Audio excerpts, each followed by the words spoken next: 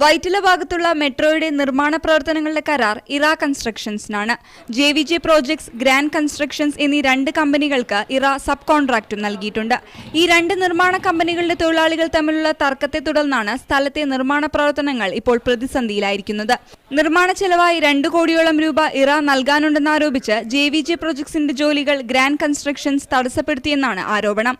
JVJ പ്രോജക്ട്സിന്റെ ഉടമസ്ഥതയിലുള്ള generator പ്രവർത്തിപ്പിക്കാൻ അനുവദിക്കില്ലെന്ന് കമ്പനി തൊഴിലാളികൾ ഗ്രാൻഡ് കൺസ്ട്രക്ഷൻസിനെ കൂടി അറിയിച്ചതോടെ നിർമ്മാണ പ്രവർത്തനങ്ങൾ മുടങ്ങി. ഞങ്ങളുടെ ജനറേറ്ററാണ് ഇന്ന് ഇവിടെ ഇരിക്കുന്നത്.